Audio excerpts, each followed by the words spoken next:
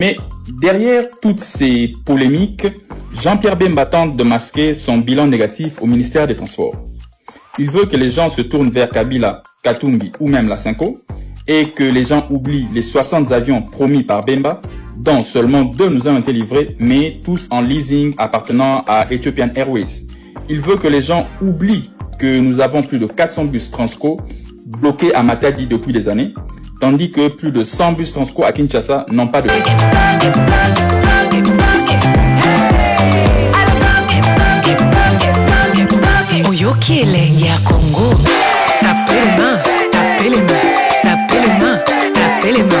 Mais derrière toutes ces polémiques, Jean-Pierre Bemba tente de masquer son bilan négatif au ministère des Transports. Il veut que les gens se tournent vers Kabila, Katumbi ou même la Cinco et que les gens oublient les 60 avions promis par Bemba, dont seulement 2 nous ont été livrés, mais tous en leasing appartenant à Ethiopian Airways.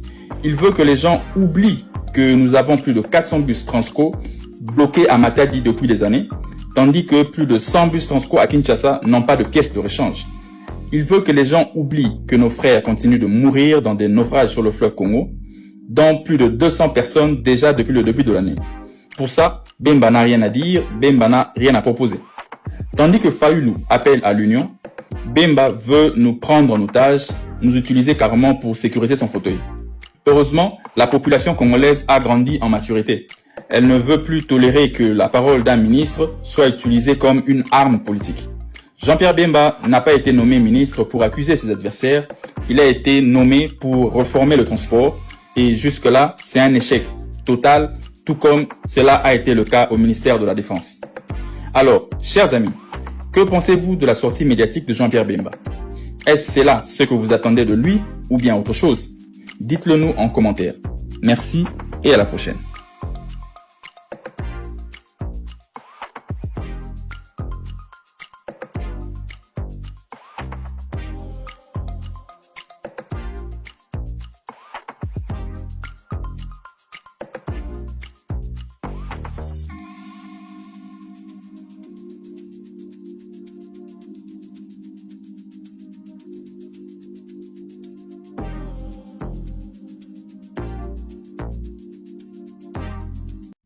Monsieur Bemba, est-ce que vous seriez prêt à vous asseoir autour d'une même table des négociations avec le président Kabila? Non, de toute manière, moi je dis qu'il faut qu'on apprenne à vivre ensemble, tous les Congolais, pas simplement avec le président Kabila, l'ensemble de l'opposition, les membres de la majorité présidentielle. On ne doit pas être des ennemis, on doit être des adversaires politiques. Je suis un adversaire politique au président Kabila, donc là-dessus. Et nous sommes insérés, nous, le MLC, dans une opposition républicaine. C'est-à-dire que nous siégeons, les membres de mon parti siègent à l'Assemblée nationale, siègent également au Sénat, au même titre que les députés, les sénateurs de la majorité présidentielle. Les discussions sont là, sont âpres, sont souvent très dures, et c'est ça un peu l'expression de la démocratie. Également, celle qu'on appelle Jeannette Kabila, ce n'est pas la jumelle, c'est en fait la petite sœur de son père, là-dessus. Et d'ailleurs, elle n'est pas née là-dessus, elle est née le 9 mai 68, à Rubavu. Le père, donc, de Jeannette, qui est la petite sœur, donc, du père de Hippolyte Kanambé, s'appelait Monsieur Arthur, et la mère s'appelait Thérèse. Thérèse Ndesamburo. Voilà la vraie identité, d'où on part. Qu'est-ce qui se passe lorsque tout ce monde arrive donc à Kinshasa, chasse le président Mobutu? C'est à ce moment-là que les troupes rwandaises prennent le contrôle, pas simplement de l'armée, des services de sécurité, là-dessus, et des grandes structures de l'État. En fait, on est dans une phase de colonisation par le Rwanda de la RDC. Laurent Désiré Kabila sent de plus en plus au niveau de la population quinoise surtout, et la population congolaise, un rejet de l'armée rwandaise. Et c'est comme ça qu'il prend la décision à un moment donné de demander à l'armée rwandaise de quitter le pays. Et une bonne partie des militaires quittent. Mais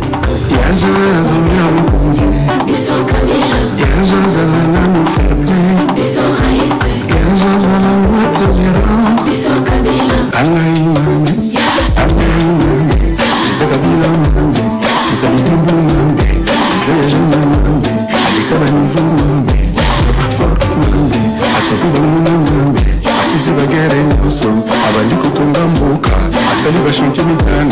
Atondi babute mami, atondi bobito mama. Biloko kititalo, on est éconitable. Motemane malamu, kwa continuer misala. Modernisation ya mboka, ili Congo ekoma. Pays émergent mami, tout là, le chien aboie, la caravane passe. Et quelquefois la caravane écrase le chien. Kitiri,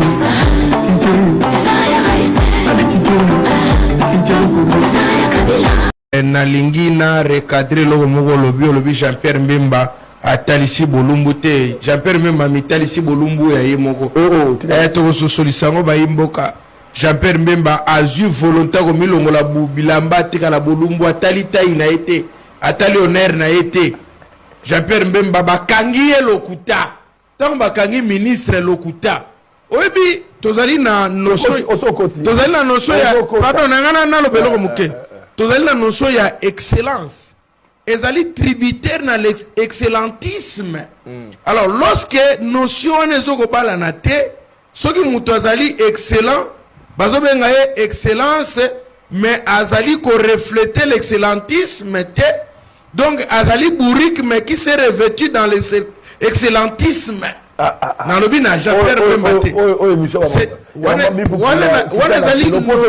wana ezali notion normale. Donc Jean-Pierre Mbemba atalisi bolumbu na ye moko moto pe toko sosolisango ba imboka bakomona ete na mboka Congo eza na bato photo luka super glue to kanga minoko na bango ekangama to tia bande hygiénique bato wana babengami banani Jean-Pierre Mbemba, Christian Bosembe, Kabuya bazaka misato na Mutamba na bosana ki collègue na bango Mutamba bato wana esengeli to sangisa minoko na bango soto tiango super glue te mukomsu to lamuka bo Congo elimwe to se merci beaucoup to lamuka bongo te to lamuka boye moi si penaza na zema un mois mais ba boti pardon babilo bordir bandi ko bima kunuto yango tozokota ba ok nango tozokota basi ya zemi ya sanza moko sanza mibale ba boti et to commune ape ba couveze zate makambu bemba kuluka na Mutamba tozokende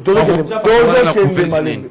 Voilà Kajingulu cadre au cadre na kati ya Lingomba ASER parti politique ya Mwana Mboka Eliezer Tamboli passe que je salue en passant Mbote Piboy Mala Mbote Ndeko Flavien la grande sentinelle de la République. Merci pour l'invitation. Mbote na ba capable banso ya ASER au ba palangani mokili mobimba avec mention particulière au capable président honorable Eliezer Tambwe, à la capable c'était général Sophie Kapodi Yumba double brassard Eli de Kabalo, et puis awa l'éluyer ya kopé Sambote au ministre Sérieux lelo ozoluka poste et pas ya Félix donc okomolo babiloba loba mais boza parler mais za bino na Sénat Jean-Pierre Mbemba ba nomaki yo na nomination na bino a molili na bino na ba comme ba parti politique na bino ba union ba ndoki ya bato bazana malédiction mais otikali ata ko libérer territoire moko te Jean-Pierre Mbemba oza na bilan na Congo te. Il faut kaka soni peuple na Jean-Pierre Mbemba yo libéra peuple wapi bozana na Félix bozo yiba na ba kamere na ba samba lukono na ba jiditi soki nini wana Jean-Pierre Mbemba arrêtez koleka na ba top Congo kuna kwa ko betera biso aridi politique kalam taonga na benga aridi politique kalam yo zo benge monsieur le président Jean-Pierre Mbemba les 30 jours moko boy bakino balingaka babima yo Jean-Pierre Mbemba lobaka nini kino ya kobima akokutana na ngala nzela yo banoko protéger quand nengo zo protéger Félix Tshilololo o protéger ka Kanambe te. Je vais commencer par M. Hippolyte Kanambe, alias Joseph Kabila. C'est important cette incise. Parce qu'en fait, dans ce pays, il faut qu'on se dise la vérité. Nous avons eu à la tête du pays un imposteur et un usurpateur. Je pèse mes mots et je vais vous expliquer pourquoi. L'ancien président de la République est arrivé comment? Il était l'aide de camp du chef d'état-major général de l'armée rwandaise. Dans ses bagages, il y avait Hippolyte Kanambe, qu'on a fait passer pour le fils de Laurent Désiré Kabila. Souligner l'agent François, préfet en chef de la haute. Avant cité Joseph Kabila Kabane, né à juin 1970, fils de Laurent Désiré Kabila décédé et de Sipamani, aussi, originaire de la province de Romanie, et qui fait doctorat en relations internationales à l'université de Johannesburg en Afrique du Sud, professeur sénateur à vie. État civil Maria Madame Livre Léon Sakila, puis deux enfants, domiciliés sur l'avenue Ouganda numéro 1, quartier GNM dans la commune de la commune. Kabila atika bakongolais basala makambo na bango parce que ye aza congolais te mutu nyonso ayebi yango mais ayo abora Sikoyo. Donc c'est-à-dire, c'est fini cette histoire de parler encore dans le démocratie du Congo qui est Kabila Joseph Aza Rwandais. Donc, Essili, Toboy, Koyo Kalisu Makambouana. Et aussi, Toyo Kalisu Sute Makambouana Kolbao, Kabila Aza la Kamona Laurent Désiré Kabila Te. Parce que la Cour constitutionnelle vient aujourd'hui d'acter nationalité et Kabila. Mais Sorazaki rebelle, il y avait deux Kabila rebelles. Alors son père et lui doivent être effacés de la RDC. Puisque ce sont des rebelles. Ce sont les deux rebelles.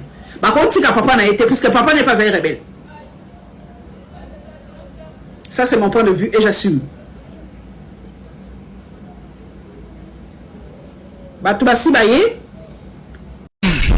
L'initiateur, il y a MLC. MLC n'est pas un parti congolais. Non. MLC a été créé par Museveni, le fils de Museveni. Merci beaucoup. Yango moni akoka ko critiquer été. Nani Bemba oh, Bemba tiens critiquer Museveni. La qui c'est la gouverneur militaire et tout. C'est moi et les autres net au saliba menace na communauté internationale de Bapikisi. Kabila détruit notre pays systématiquement. Le même Mukunda ici on dit à l'époque. Kabila c'est le mot.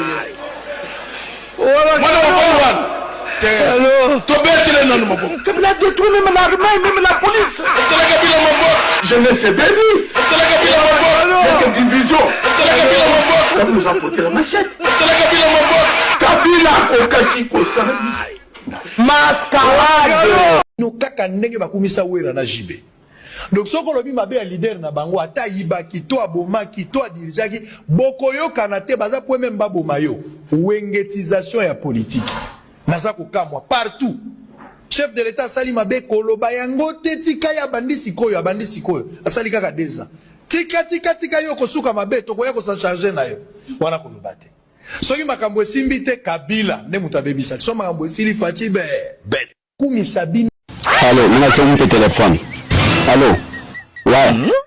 Nasema démissionner pas cap ça. Dara au village nacheza population. Démissionner. Merci. Tout le monde a dit de faire pas intéressant. Mobimba na ide pesto zo peu moi si je me soucie de mettre na moni ide pesto ça dit ton tout nyuso. Mais balobi pe pas bino ba expert ba rater bino musana bino kwa boire bino pe ba expert te bo comment pas ko pas bateau. Je l'ai dit en liminaire aussi. Ouais. Je l'ai dit en liminaire. C'est comme moi ici. Madame Bonnet. Moi ici, j'ai été formé dans le jeu de pierre. Parce qu'à l'île de pêche, nous avons jeté des pierres. On doit le reconnaître.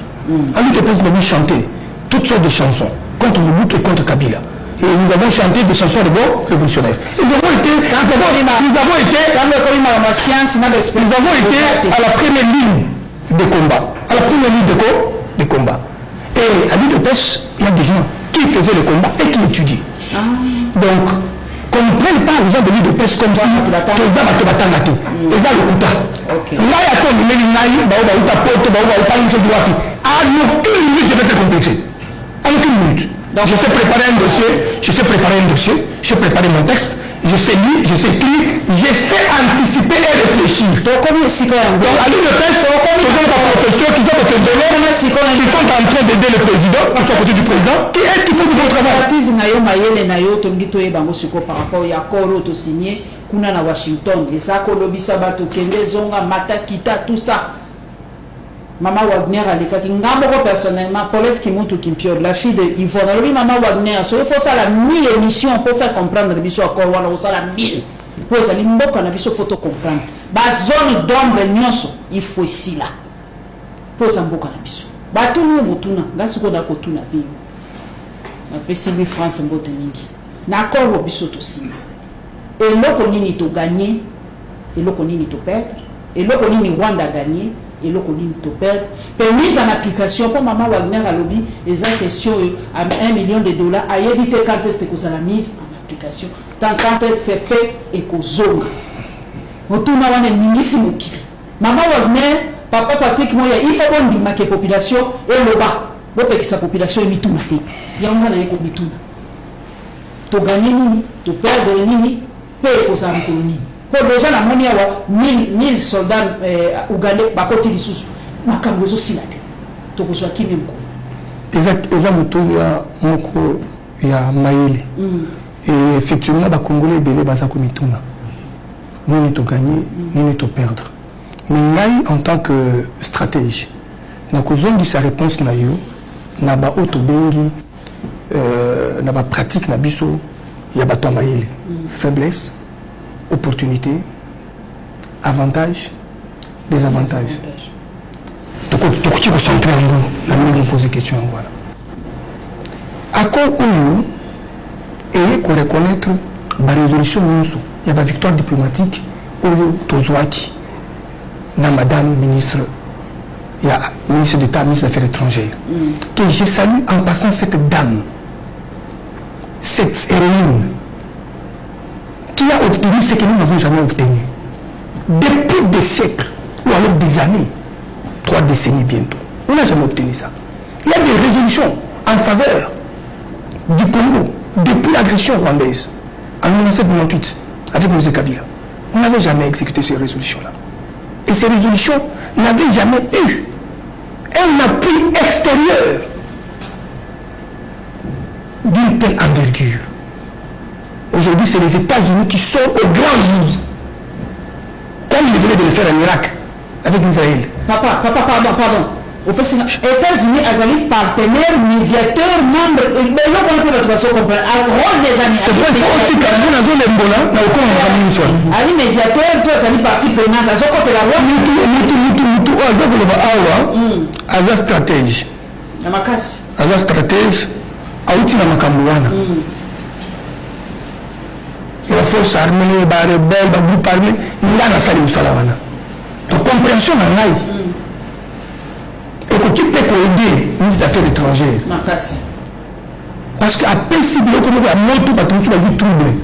Mais ça, nous sommes allez au cas de terminologie, la bataille, on a un concept pour comprendre que le ministre d'État a besoin.